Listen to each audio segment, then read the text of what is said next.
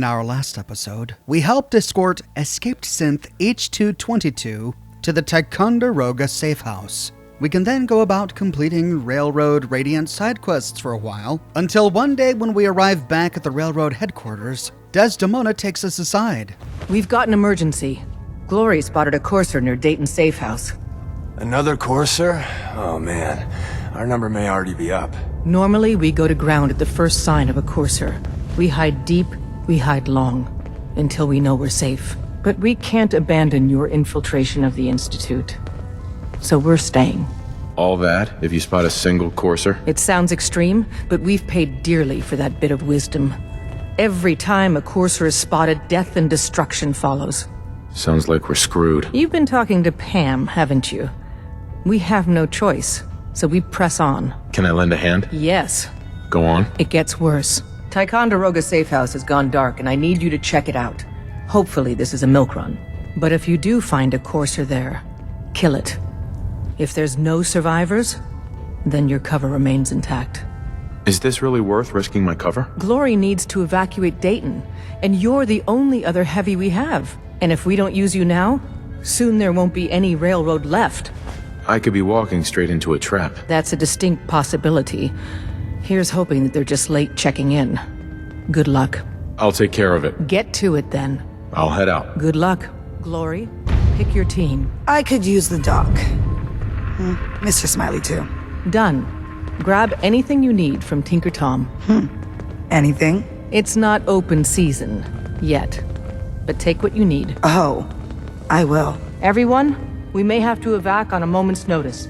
Stay alert. With that, we begin the quest Operation Ticonderoga. So a corser was spotted outside of Dayton, and Glory seems to already be aware of it. I traded some lead with a corser outside Dayton. Watch your six out there. If Ticon falls, we'll be running out of places to hide synths.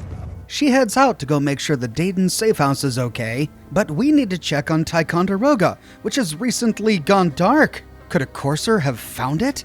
If so, we can only hope that High-Rise and H222 got out in time. Heading to Ticonderoga, we can take the elevator upstairs, and upon stepping out, we discover... Intruder identified. This is a restricted area.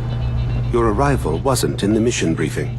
This irregularity will be reported to Justin Ayo. They're already here. Now, we could attack. You can't report anything if you're dead. Cut the power. Now! We should never have trusted an outsider. In which case, the corser and every synth here immediately turns hostile. Or we could try to talk our way out of it. I didn't mean to stumble into your operation. Just a coincidence. Explanation deemed improbable. Leave this area immediately. We could try passing a yellow charisma check, and if we fail... You know who I am, so tell me, what are you doing here? You are not authorized for that information. But if we succeed... Intelligence indicated this is a railroad base. Perimeter breached and all hostiles eliminated. Currently maintaining surveillance. Or we can pass a more difficult orange charisma check, and if we fail... The SRB sent me to check on you. See if you need help. Your explanation is insufficient. If it is found to be untrue, expect severe consequences. Leave this area immediately. But if we succeed... Mission proceeding according to plan. Ambush set for railroad targets. Prepared to reclaim any synths they possess. Use the stairs to leave. The elevator's been disabled by the second unit. No matter which option we choose, the only one that turns them immediately hostile is if we attack. But as we just learned, they disable the elevator by a second corser unit, which must be downstairs or outside. Because we're a member of the Institute, they let us explore the tower freely for a bit. However, as I started to descend the tower, even after passing either of the charisma checks, once I reached a level with a machine gun turret on it... Movement detected. Curious. It opened fire, and then all of the synths did as well. This doesn't make sense within the context of this quest, because if we pass a charisma check, we should be able to walk away unscathed. However, it does make sense from a railroad perspective, because it is a bit too much of a coincidence for us to appear here without knowing that the Institute had a mission here. If word of our arrival here got back to anyone at the Institute, they would know that we're still working with the railroad. However, by choosing the non-violent options, it gives us a brief moment to loot the Fat Man launcher and the mini-nuke on this upper level, which gives us an upper hand. And as we explore, we stumble upon the bodies of railroad agents, including the corpse of High Rise. I don't have a weak stomach, but damn. I went through each and every one of these bodies, but we only find High Rise and nameless railroad agents. We don't find H2. Could he have escaped? At the end of the day, our only path forward is to kill everything here. Combat initiated.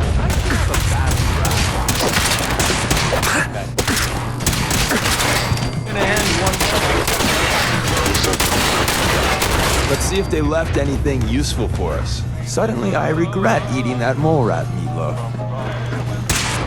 Insert something Shakespearean involving death and your inevitable doom here.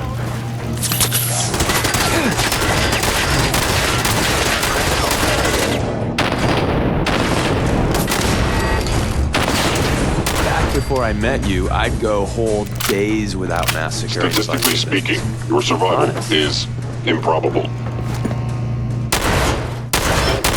Commencing.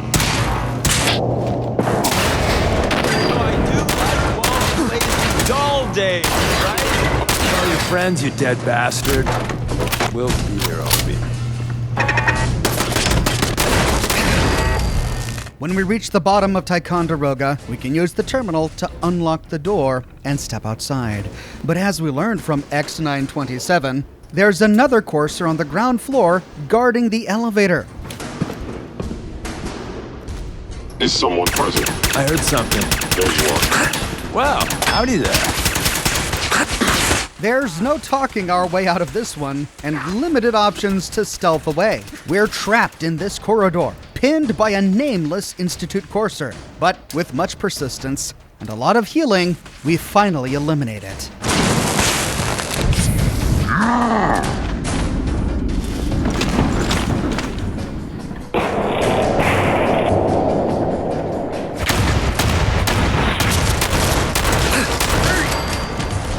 Ticonderoga is bust, High Rise is dead, and H222 is missing. What an abject failure! Heading back to the railroad headquarters, we can check in with Desdemona and share the bad news. The importance of Bunker Hill and our asset there is not widely known. Please keep it that way. Ticonderoga was wiped out by coursers. No survivors. They got high rise too, Des. All hands lost? God damn it, that's not the news I wanted to hear. Now we're in a race. Can we free the synths before the Institute wipes us out? Shouldn't we just hide instead? It's only a matter of time before the Institute burns your cover. We only have one chance at this, so burying our heads in the sand isn't an option.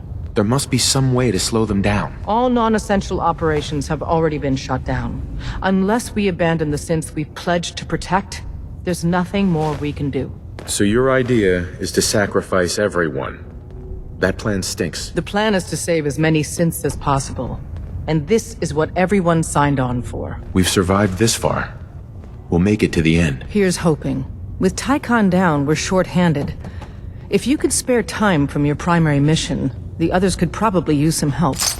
She doesn't give us an update on Dayton, and we see Glory here in railroad headquarters, so that must mean that Dayton is still okay. I iced the coursers before they found Dayton. This time, at least. High Rise was a good man. So many good men. It seems like no matter how hard we try, the railroad just keeps failing and failing. Desdemona is right. We need to get all of the synths out of the Institute as quickly as possible before the railroad loses anything else. And what happened to H2? Will we ever learn his fate? To find out, tune in to my next episode. I publish new lore videos each and every week on this channel, so if you don't want to miss it, be sure to subscribe and to click that bell notification button. If you have already but you still feel like you're missing out on YouTube notifications, consider following me on Twitter at Oxhorn. I update Twitter manually with every new piece of content that I publish. I have a merch shop with completely unique designs that you can't find anywhere else. My designs come on shirts in a variety of men's, women's, and children's sizes, and in a wide array of colors. You can find them on other products as well, like smartphone cases, pillows, posters, mugs, stickers, prints, etc. So if interested, you can find a link to my shop in the description below, or you can click here. If you like what I do and you want to support me in another way, consider becoming a patron on Patreon or a member here on YouTube. YouTube members get little badges that appear next to their names in the comment sections of my videos, and they can use ox emojis in my video comments and in the live chats of my live streams. As YouTube continues to evolve their algorithm, your memberships and super thanks are becoming increasingly important. So if you like what I do here, subscribe, become a member, and send me a super thanks. Your contributions go directly to the production of this series. But more than anything, I'm just so glad you're here watching this video with me today. Thank you so much for watching, and I'll see you soon with the next episode in the full story of Fallout 4.